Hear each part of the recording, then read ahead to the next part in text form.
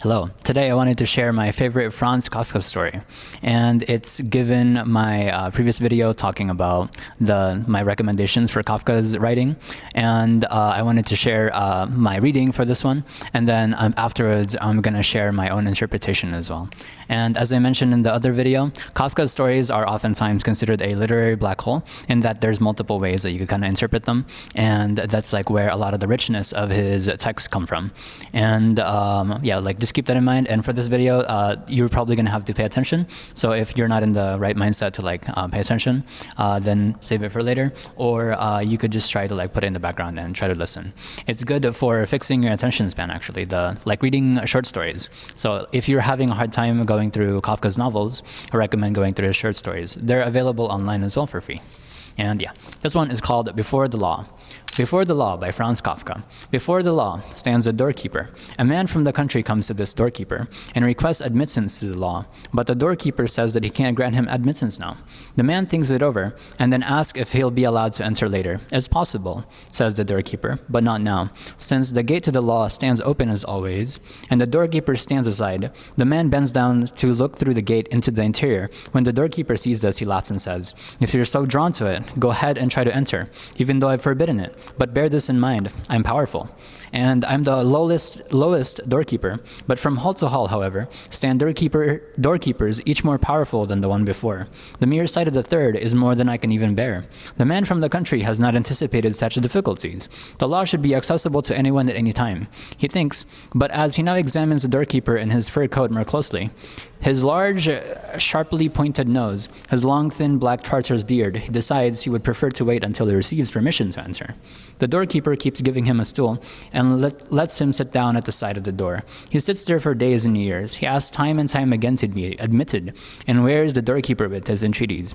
The doorkeeper often conducts brief interrogations inquiring about his home and many other matters, but he asks such questions indifferently, as great men do, and in the end he always tells him he still can't admit him. The man, who has equipped himself well for his journey, uses everything he has, no matter how valuable, to bribe the doorkeeper. The doorkeeper accepts everything, but as he does so, he says, "I'm just taking this so you won't think you've neglected something." Over the many years, the man observes the doorkeeper almost incessantly. He forgets the other doorkeepers, and this first one seems to him the only obstacle to his admittance to the law. He curses his unhappy fate, loudly during the first years. Later, as he grows older, merely grumbling to himself. He turns childish, and since he has come to know even the fleas in the doorkeeper's collar over his years of study, he asks the fleas to help him too change the doorkeeper's mind. Finally, his eyes grow dim, and he no longer knows whether it's really getting darker around him, or if his eyes are merely deceiving him.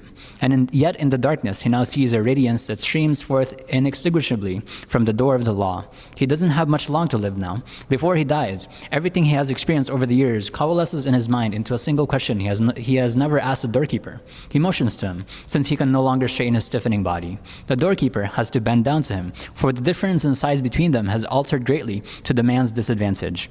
"What do you want to know now?" asks the doorkeeper. "You're insatiable. Everyone strives to reach the law," says the man. "How does it happen then that in all these years, no one but me has requested admittance?"